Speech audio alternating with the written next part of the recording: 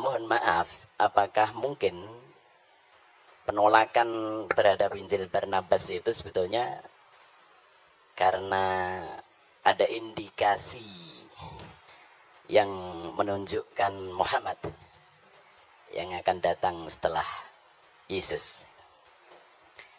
Kalau tadi disebut the admirable, itu mungkin istilah yang baru muncul di abad-abad pertengahan gitu. Tapi saya pernah membaca juga bahwa dengan makna yang sama tetapi dengan menggunakan kata Yunani, Muhammad itu juga disebutkan gitu, dalam Farekrida atau apa saya lupa itu. Apakah benar asumsi saya itu? Yang kedua,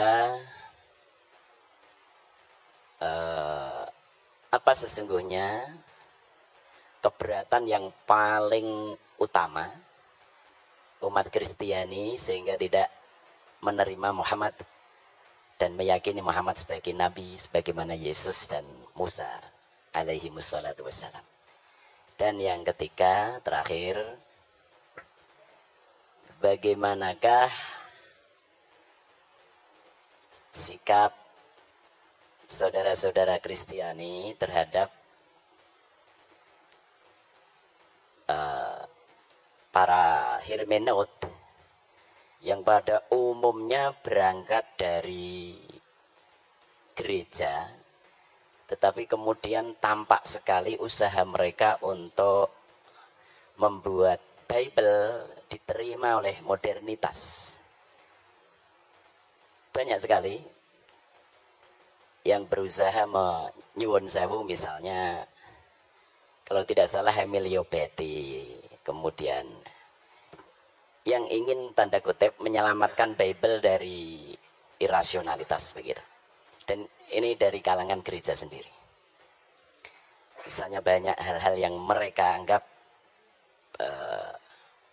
mitologis sekali yang tidak mungkin bisa diterima oleh nalar modern. Sehingga harus ada upaya demitologisasi misalnya terhadap Bible itu. Nah, bagaimana? Apakah pandangan-pandangan para hermeneut yang kritis tersebut juga menjadi mainstream di dalam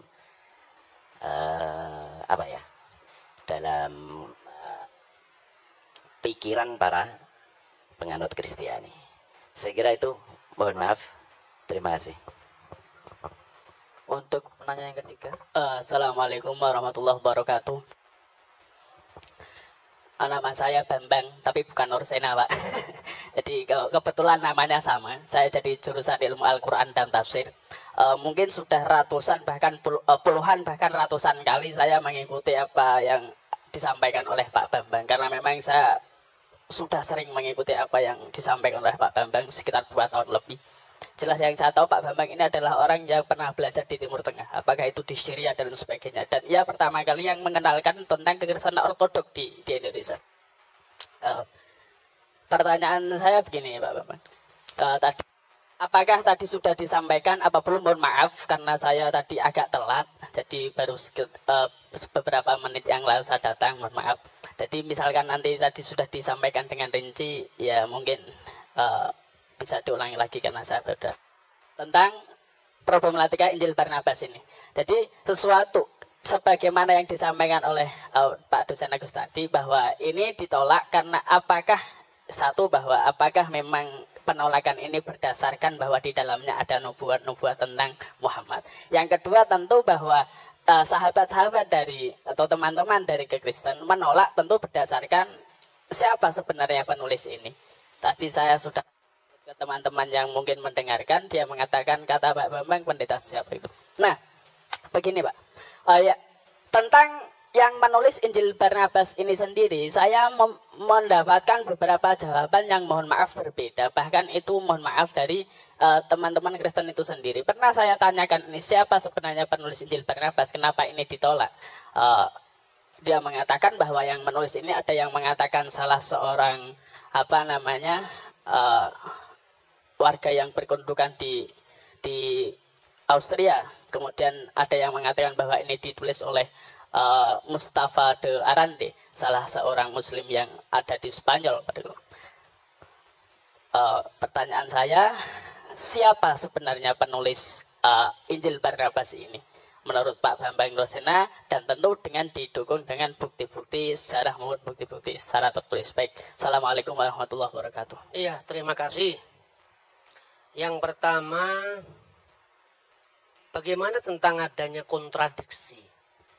Sebetulnya begini, kalau kitab itu munculnya kira-kira ratusan tahun, kontradiksi yang dipahami oleh orang modern itu harus didefinisikan ulang apa. Kalau Anda tidak usah ngomong 1500 tahun lah. Zaman Pangeran Diponegoro dengan sekarang aja kan alam tanggalannya beda, hitungan waktunya beda. Coba kira-kira kalau kita membaca tulisan dari zaman Majapahit. Ini satu contoh, ini belum lama, ini baru ratusan tahun. Ya, misalnya Putra Nira Sang Sinagara, Bre Pamutan, Pungkasan Bre Kertabumi, Kapernah Paman Prabu Muktaring Kedaton Isaka Warsa Sunyanura Yuganing Wong. Ini bahasa Jawa kuno ini. Kira-kira Anda paham nggak kira-kira bahasa ini?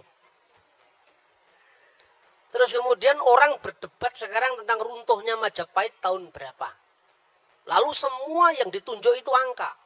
Ada yang mengatakan 100 tahun setelah tahun 1500, ada yang mengatakan 1478, itu kan kontroversi. Yang menolak dan yang menerima sama-sama pakai kalender yang beda dengan zaman Majapahit. Karena waktu itu belum ada penulisan angka, yang ada Surya Sengkala. Zamannya Sultan Agung baru dibuat yang namanya Candra Sengkala. Karena hitungannya pakai bulan. Lah ini belum sampai 1000 tahun, masih 600-an tahun, kita kontroversinya sudah seperti itu. Apa ini bertentangan? 1400 apa 1478, Pak? Angkanya 1400, cara bacanya pakai Surya Sengkala. Sunya 0 juga, Sunya Nora 0 juga, 4 wong 1. Diwaca malik terbalik 1400. Baban Demak, Nir ilang kertaning jagat 1400. Entah ada peristiwa apa itu, yang penting angkanya itu. Sejarah nasional membuat angka 1478 itu awal pudarnya Majapahit. Karena apa? Karena sudah tidak ada pembaca yang ngerti hitungan zaman Majapahit. Kalender zamannya Yesus itu beda dengan kalender zamannya Paus Gregorius. Kira-kira kalau kita membaca kitab Tawarik dan kitab Raja Raja, itu lebih kuno lagi dari setelah pembuangan Babel. Sebelum pembuangan Babel itu tahun 600 sebelum Masehi.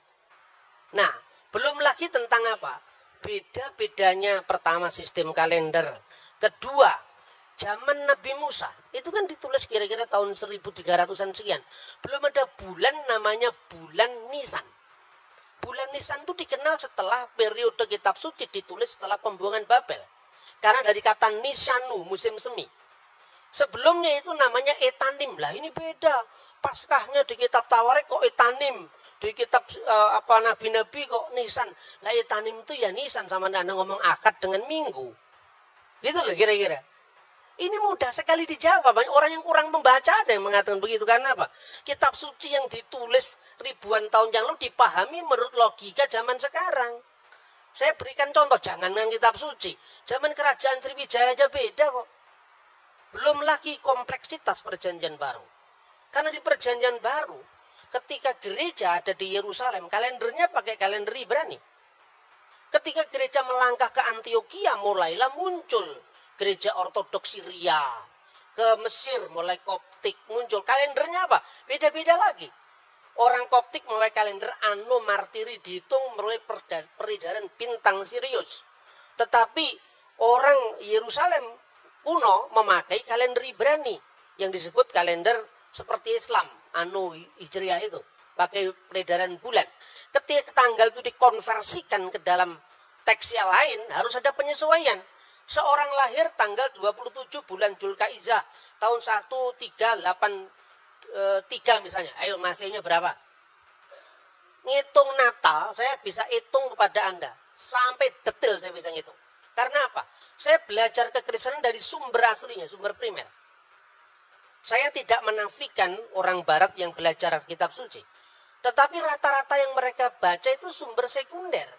Jadi misalnya Natal dituduh kelahiran Dewa Matahari.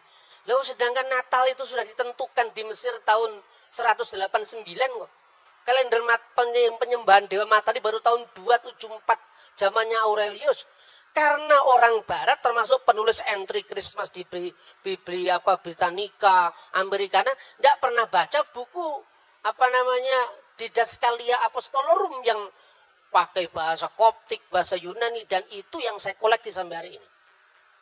Nah, makanya bagi saya perbedaan informasi karena sistem kalender yang berbeda, angka tahun yang berbeda, itu persoalan sejarah, bukan persoalan ini. Kedua, visi teologis yang berbeda.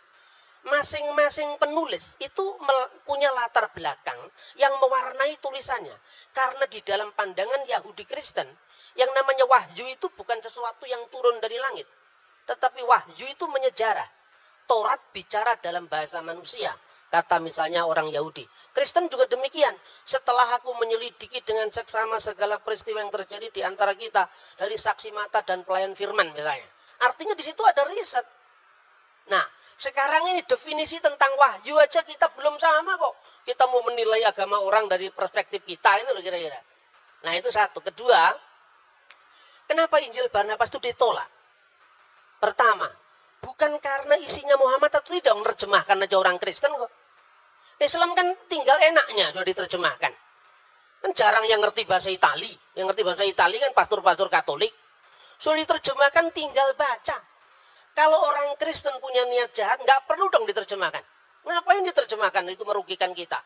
Tapi karena semangat keilmuan kita terjemahkan. Sampai penerjemahnya di dalam bahasa Arab pun juga orang Kristen Koptik. Namanya adalah Khalil Sa'adah. Tetapi demi keilmuan dia memberikan contoh. Bahwa memang dalam konteks perjanjian baru itu misalnya ada persoalan-persoalan angka tahun. Misalnya Yesus lahir zaman Kirenius atau tidak.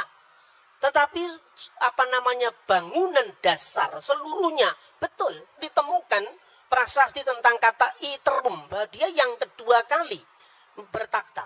Tetapi soal Injil Barnabas ini parah sekali karena memang abad 16 dari abad pertama. Jadi bukan persoalan ada Muhammad atau ada tidak ada Muhammad. Bukan, tapi karena semangat keilmuan. Lah memang Injil abad 16 masa mau dipakai.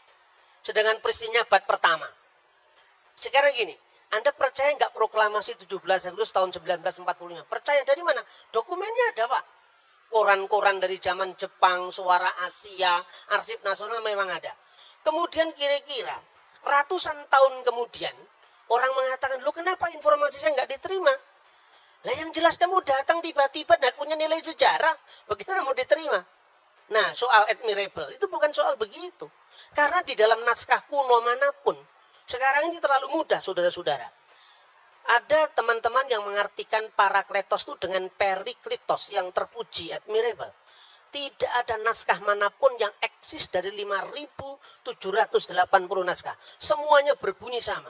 Hode Parakletos tu penefma tu agion hupemsei, dan seterusnya. Seorang penghibur yaitu Roh Kudus. Dan penghibur ini dalam bahasa Yunani Parakletos. Parakletos ini ditulis dengan huruf alfa, tidak ada huruf lain.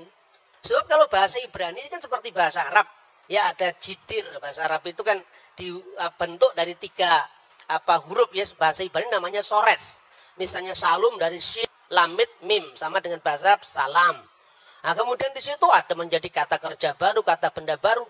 Itu tergantung bagaimana pemakaiannya. Salam, muslim, taslim. Itu kan satu akar kata. Tapi kalau bahasa Yunani nggak bisa. Parakletos ya parakletos, periklitos ya periklitos. Karena apa? Seperti bahasa Indonesia. Cowek nggak bisa dibaca cuek. Nggak bisa dibaca cowok. Ya cewek. Karena itu memang struktur bahasanya berbeda itu. Nah, naskah kuno itu melestarikan kata parakletos itu dari kitab Ratapan. Kitab Ratapan menerjemahkan Parakletos dari Menahem. Menahemma dalam bahasa Aram. Nah, kata Menahem ini untuk apa? Sang penolong, sang pembela. Makanya dalam bahasa Yunani modern, advokat itu Parakletos. Yesuslah Parakletos. Di mana disebutkan 1 Yohanes pasal 2 ayat 1. Kalau kamu berdosa ada pembela antara kita dan Allah, ada Parakletos, yaitu Yesus Kristus yang adil. Roh Kudus disebut Alon Parakleton. Parakletos yang lain, tapi kata Alon itu menunjukkan satu dan berhubungan. Sementara kata Utros itu lain bertentangan. Misalnya, Lo yihye Elohim akhirim alfanai. Jangan ada Elohim lain, ilah-ilah lain di hadapan hadiratku. Misalnya, di Kalok 10 perintah Allah. Itu disebut Theoi Utroi. Ilah-ilah yang lain. Odeis Theos Utros. Jangan ada ilah yang lain. Utros itu lain bertentangan. Tapi Alos atau Alon itu yang lain tapi dalam hubungan. Karena Roh Kudus itu rohnya Allah atau hidup ilahi yang dalam diri Allah. Sementara Yesus itu adalah firman yang menjadi daging. Bukan Yesus yang disebut Tuhan itu kemanusiaannya itu bukan. Yang mati itu ya bukan Tuhan, manusia. Maka dikatakan yang dibunuh dalam keadaan manusia. Seperti Quran turun ke dunia ada dua. Yang pertama yang kelihatan yang bisa diterjemahkan, bisa dibaca dengan lipatan bibir, gerakan lidah, kata Imam Al-Ghazali dalam Qawaidul Aqaid. Tetapi ada Lauhul Mahfud yang kekal. Yang kekal dan yang temporal. Begitu juga ketika firman menjadi manusia, ada dimensi kekal dan dimensi temporal. Gitu lah. Dan itulah yang disebut Alon Parakletos dan Alos Parakletos. Seorang bapak gereja dari gereja Syria Timur, namanya Timotius Al-Awal. Dia mengatakan, seorang Kristen boleh saja mengatakan Muhammad berada di jalan para nabi. Tapi kenapa kita tidak langsung mengatakan Muhammad itu nabi? Lah karena sudah tutup, tidak ada kesempatan lagi. Sama dengan orang Islam mengatakan Muhammad kataman nabiin. Lah kalau ada nabi setelah Muhammad kira-kira bagaimana? Kesulitan karena apa? Secara moralitas itu universal. Baik itu baik sekalipun tidak terjadi di wilayah kita. Tapi kita tidak terlalu berambisi untuk harus mensinkronkan teologinya. Karena apa? Karena definisinya aja belum sejalan. Bagaimana kita memaksakan teologinya? Saya contoh. Rasul dalam iman Kristen dan Islam itu beda maknanya. Rasul dalam Kristen itu berasal dari kata Ibrani Selia. Artinya apa? Seorang yang punya otoritas mewakili umat. Jauh dari perbedaan seorang nabi menerima wahyu dan tidak wajib menyampaikan kepada umatnya. Seorang rasul menerima wahyu wajib menyampaikan kepada umatnya. Dan definisi ini dibuat tahun berapa? Sementara kata Salia sudah berlaku untuk iman Kristen dan Yahudi jauh sebelum Islam lahir. 600 tahun berlalu tentu saja definisi itu ada yang berkembang toh. Nah, artinya di dalam Kristen Ibrahim bukan rasul. Di dalam Yahudi Musa bukan rasul. Tapi Musa adalah nabi, Ibrahim adalah nabi. Rasul hanya ditentukan untuk wakil-wakil kongregasi Yahudi. Makanya disebut Selia Hasibur. Jadi Yesus itu imam besar, makanya disebut rasul. Beda dengan definisi rasul yang dipaksakan oleh banyak orang yang berpolemik lintas agama itu gitu loh. Nah, seperti ini selesaikan dulu dong apa definisinya. Jadi artinya kadang-kadang ungkapan yang sama dimaknai berbeda, tapi ungkapan yang berbeda ide iman yang beda diungkapkan dalam bahasa yang sama itu misalnya. Kemudian keberatan apa? Tidak ada keberatan kalau memang teksnya memenuhi syarat, kan tidak memenuhi syarat. Memang teksnya ya sekarang ini loh. Ada problematik perjanjian baru ya. Tetapi bahwa perjanjian baru ketika Yesus itu lahir, kaisarnya namanya Tiberius, penguasa Yudea namanya Herodes, tidak bertentangan dengan fakta sejarah manapun juga. Bacalah Yosefus, bacalah 12 kaisar Roma, semuanya sejalan. Karena apa? Yang nulis memang orang yang sejalan. Yang menjadi wali negeri, Pontius Pilatus, itu katanya Injil Barnabas, ini bukan kesalahan kecil, ini kesalahan fatal. Karena apa? Pilatus itu baru menjadi wali negeri, itu pun sementara. Itu setelah pemecatan Herodes Archelaus. Jadi ketika Herodes Agung meninggal, itu kemudian ada 3 orang yang dipilih oleh Kaisar Roma, yaitu Archelaus, Antipas, dan Filipus. Karena Archelaus ini ambisinya terlalu tinggi untuk menguasai kota suci waktu itu, tanah Israel waktu itu, dipecat. Sensus yang pertama ditulis Injil Lukas masa Kirenius itu sensus Pak Romana, kesatuan Romawi. Sensus yang kedua juga ditulis di dalam Kisah Kira Rasul pasal 5. Itu sensus untuk apa? Melacak sisa-sisa pengaruh kejahatan Arkelaus.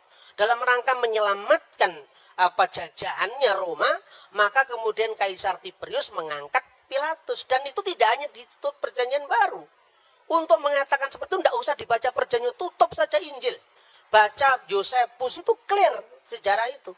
Lah Injil Barnabas satu pun nggak ada yang masuk itu. Bagaimana tahun Yobel dikatakan 100 tahun itu kebangetan itu. Kalau ada orang yang masih membela dengan nada yang sangat sangat apologetik. Mungkin kata 100 itu karena kaburnya antara huruf L dengan huruf C. Kalau L itu hanya 50, terus ditulis itu C itu. Jadi aslinya di sini cento. Kan orang bisa lihat tuh aslinya. Makanya saya anjurkan untuk mahasiswa, belilah sumber primer. Kenapa ada banyak orang yang membaca Injil Barnabas berbeda-beda? Karena tidak punya bukunya ini. Makanya dia terus bikin spekulasi yang macam-macam. Misalnya dia Mustafa de Arande. Saya pastikan yang namanya penulis Injil Barnabas itu Framarino. Karena apa? Pertama, fakta bahwa pada waktu itu politik inkuisisi gereja menelan banyak korban. Dan korban pemaksaan agama itu orang Muslim dan orang Yahudi. Dari Marano dan Morisco. Kemungkinan yang namanya Framarino itu korban inkuisisi. Lalu melampiaskan dendamnya di masa permusuhan umat beragama zaman abad pertengahan itu. Menulis Injil Barnabas. Cuman karena dia belajar sejarahnya tidak komplit. Makanya terlalu bersemangat nulis Injil sampai 222 pasal. Maka saya katakan ini the Gospel of Gregetan. Ya kan? Tidak ada dalam sejarah Injil sampai 200 pasal itu tidak ada kalau bukan orang marah. Nah itu yang pertama. Kedua, catatan-catatan pinggir itu tidak mungkin dilakukan oleh orang lain. Karena apa? Periksa uji karbon dari teks itu kan masih sangat baru. Wong teks dari abad pertama aja bisa tentukan. Misalnya Papyrus 52 itu yang dikenal John Ryland Papyrus. Isinya hampir separuh dari Injil Yohanes. Dulu abad lalu orang baru periksa uji karbon itu baru menentukan abad. Sekarang udah ketinggalan. Teknologi terbaru, periksa uji karbon itu hanya bisa berjarak puluhan bahkan tahunan saja. Maka sekarang uji karbon terbaru, P52 itu asalnya dari tahun 115 Masehi. Yohanes anak Zebedius menulis Injilnya tahun 90. Karena menurut catatan Bapak Gereja kuno, misalnya Papias. Papias itu siapa? Muridnya Yohanes langsung. Polikarpus, muridnya Yohanes langsung. Kalau di Islam ini seperti tradisi sanad itu lah. Itu di gereja ortodok dipertahankan. Kenapa orang-orang Protestan itu tidak paham itu? Karena dia terlalu baru, zaman VOC baru muncul. Akibatnya apa? Karena kekurangan data primer tadi, dia melakukan eksperimen-eksperimen yang terlalu jauh mengambil kesimpulan. Misalnya Natal, perayaan Dewa Matahari itu baru dipersoalkan tahun berapa? Tahun 1700 sekian itu, zamannya Paul Ernest Jablonski. Terus kemudian diikuti oleh orang Katolik dan dibenedikkan. Karena apa? Mentalitas orang Katolik itu minder sama Protestan. Nah gitu loh kira-kira. Itu bisa dilacak dengan sumber-sumber primer langsung. Kemudian bagaimana sikap saudara Kristen terhadap para seket gereja yang mengatakan bahwa ternyata Bible tidak tahan dengan teks-teks modern itu suara abad lalu itu. Sekarang udah ketinggalan kereta. Sekarang kenapa saya bilang begitu? Sekarang gini, jujur saja lah. Penemuan arkeologi itu dari mana awalnya? Dari gereja. Penemuan arkeologi Timur Tengah itu diawali dari namanya Rosetta Stone. Tahun 1795 itu dimulai ketika Napoleon Bonaparte menduduki tanah Mesir.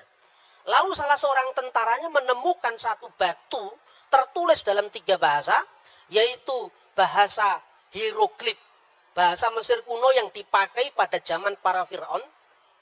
Kemudian bahasa demotik, bahasa Mesir kuno dipakai di antara demos, rakyat, dan bahasa Yunani. Adalah seorang Perancis Katolik, di agamanya masih muda, umur belasan tahun, sudah menguasai 4 bahasa kuno.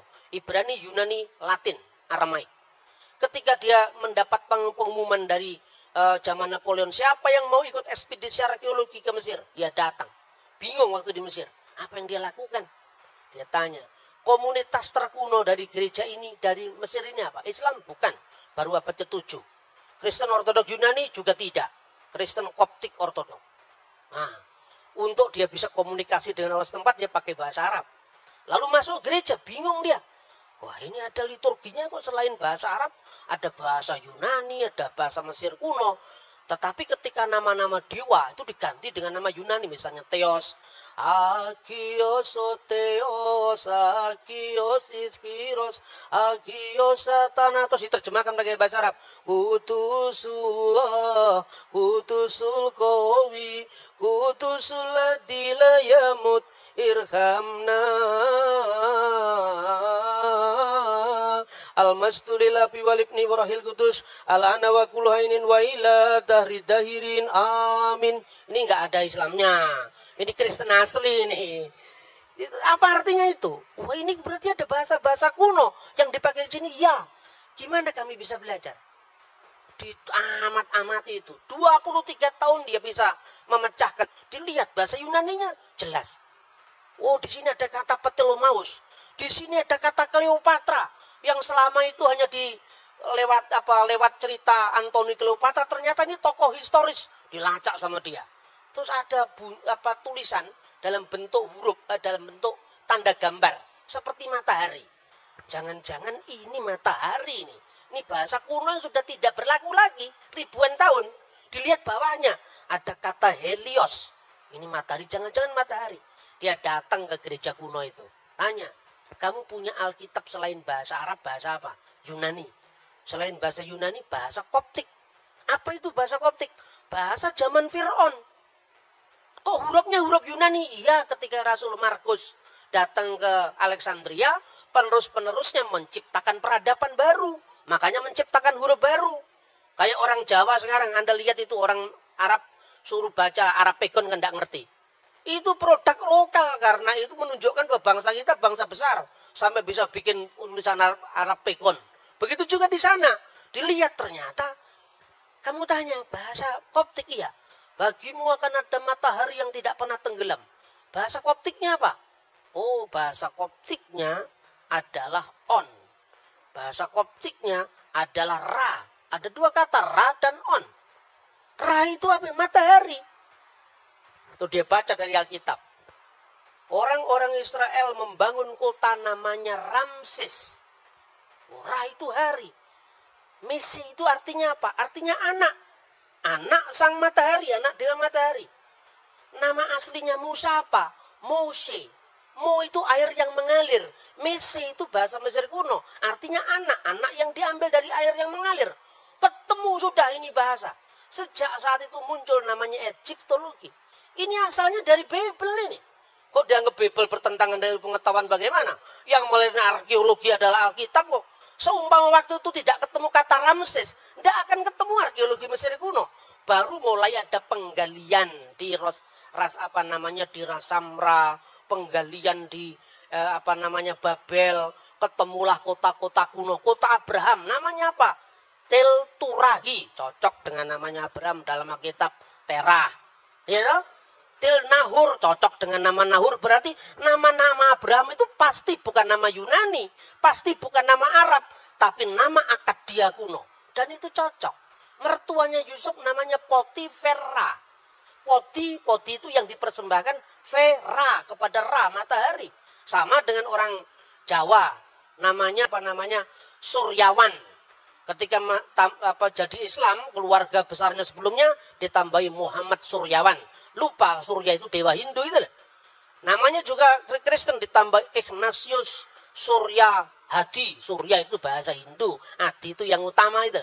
Jadi ini sebuah inkulturasi bahasa. Dan untuk baca teks Alkitab Anda harus paham Ibrani. Ibrani pun bukan Ibrani zaman Ariel Sharon. Ibrani McD ditulis pakai bahasa Ibrani, bukan itu.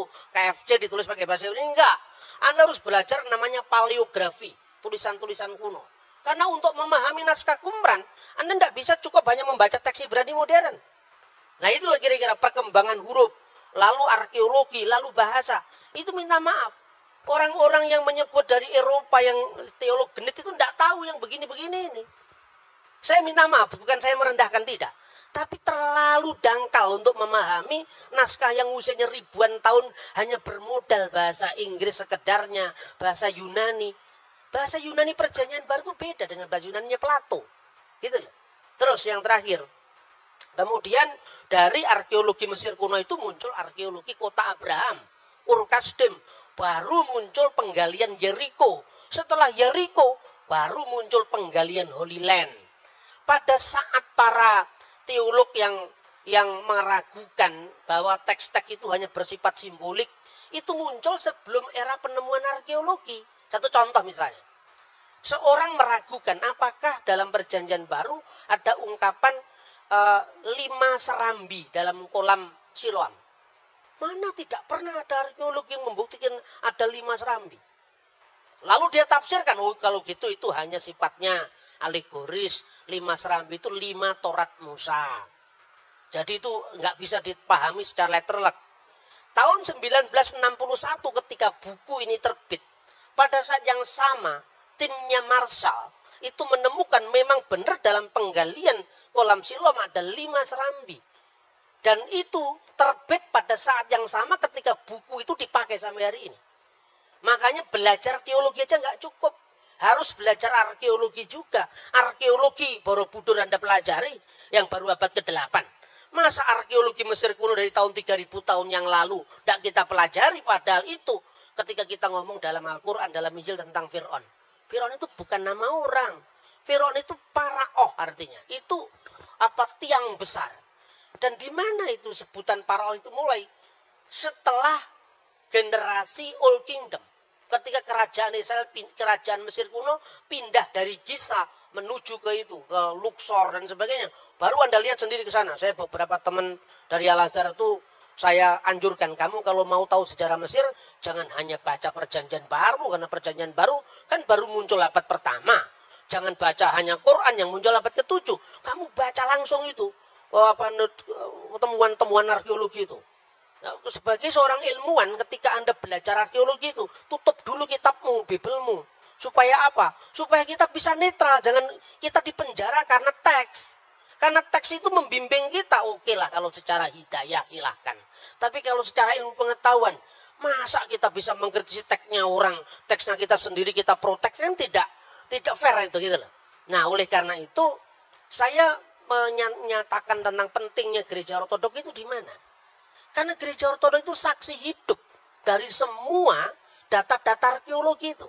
Coba Anda mau belajar bahasa Yunani. Pembawa gereja ortodok pertama itu bukan saya, tapi Romo Daniel. Nah, kemudian generasi setelah Romo Daniel itu kan menekankan aspek tentang liturgi gereja, sejarah gereja. Saya tidak bisa hanya begitu. Karena apa? Ketika saya masuk dalam salah satu gereja ortodok saja, berarti saya menutup akses informasi saya untuk ortodok yang lain. Makanya saya memperkenalkan kajian Syriak, kajian Koptik dalam konteks ini. Anda mau tahu bahasanya Yesus? Sampai sekarang Alkitab Pesita masih ada. Bahasa Suryani. Dipakai tidak hanya sebagai bahasa liturgi, tapi bahasa sehari-hari. Di Maklula, Said Naya di Syria. Anda mau pakai bahasanya Pontius Pilatus, bahasa abad pertama. Masih dipakai teks suci Perjanjian Baru. Anda mau cari bahasanya Nabi Musa, masih dipakai dalam kitab Taurat. Anda mau cari bahasanya Fir'aun, jejak-jejaknya dijumpai dalam kitab Ibrani. Misalnya, nama Asnat itu kekasih Nait. Nait itu dewa kuno zamannya Yusuf.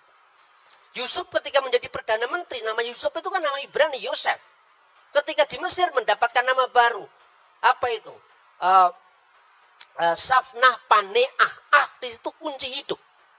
Hidup, makanya Akhenaton, Aton yang hidup.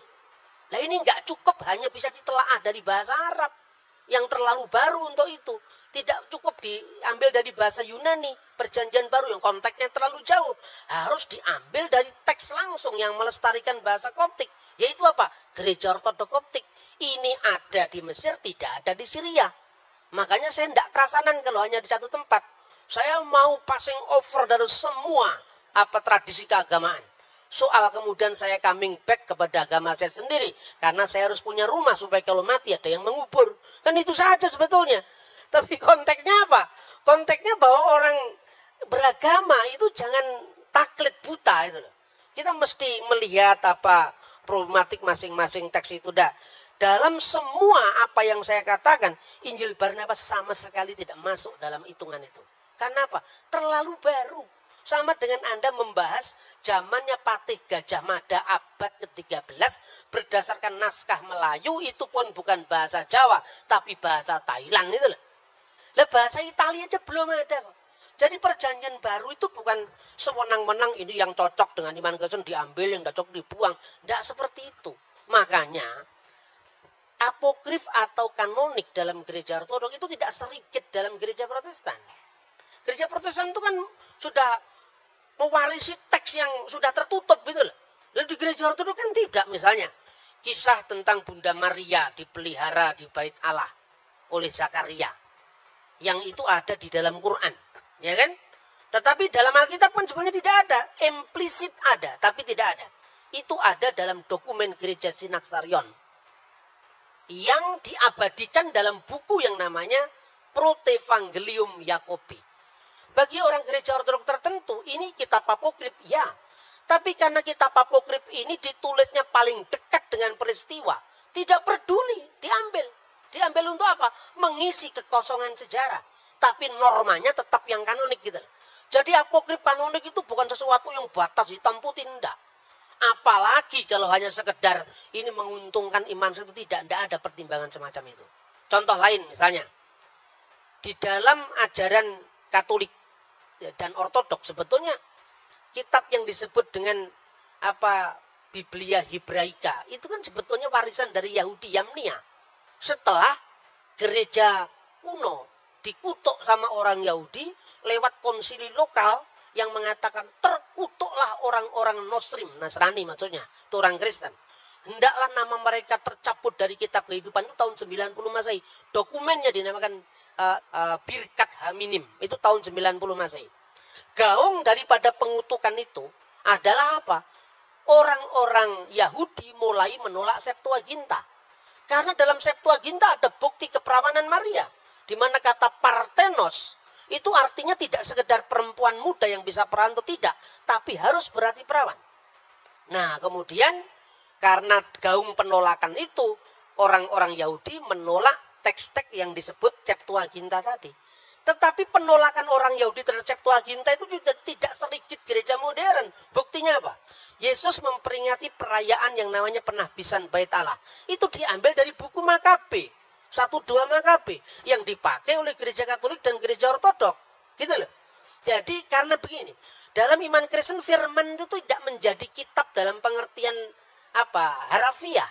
Tapi firman itu turun dalam sosok manusia Yesus yang adalah peristiwa. Maka Injil bagi iman Kristen adalah peristiwa kabar baik, bukan kitab yang turun dari langit. Dalam sejarah, dalam ilmu agama-agama, ini harus jujur dihormati. Kenapa Timotius awal tidak keberatan mengatakan Muhammad berada di jalan para nabi? Di satu pihak dia tetap bisa mengagumi nilai-nilai kebaikan pada agama lain, tapi di pihak lain dia tetap untuk menjaga koridor teologisnya dengan agama lain. Ini mirip. Anda bisa mengikuti bahwa ada orang agama Bahai yang orangnya kelakuannya baik-baik ketimbang kelakuannya yang suka bakar-bakar toko itu. Secara ortopraksi dia baik. Tapi kan kitabnya kitab setelah Al-Quran, Pak. Nabinya juga Muhammad Baha'ullah. Itu sudah tutup, Pak, pewahyuan kita. Namanya katamu Nabi Muhammad. Kita tidak bisa mengakui Bahai. Tapi kalau kelakuan baik ya kita akuilah, Pak. Artinya apa? Seperti itu. Setiap agama itu punya batas. Bagi orang Yahudi nggak mau mengakui Yesus perjanjian baru. Karena apa? Musa itu puncak pewahyuan. Bagi iman Kristen, Yesus itu puncak pewahyuan. Artinya tidak relevan lagi untuk tuntutan imannya. Tetapi tidak untuk tuntutan etikanya, moralnya. Hubungan karena iman itu tidak hanya, kebenaran tidak hanya dibatasi dengan ortodoksia. Kebenaran iman, tapi juga kebenaran berperilaku dan kebenaran penyembahan. Makanya ketika Timotius awal mengatakan Muhammad berada di jalan para nabi, tidak menyalahi imannya, tetapi juga tidak menutup mata objektifnya bahwa Nabi Muhammad memang berjasa besar di dalam misalnya mengarahkan bangsa Arab sampai kepada satu deklarasi bahwa tidak ada ilah selain dari Allah.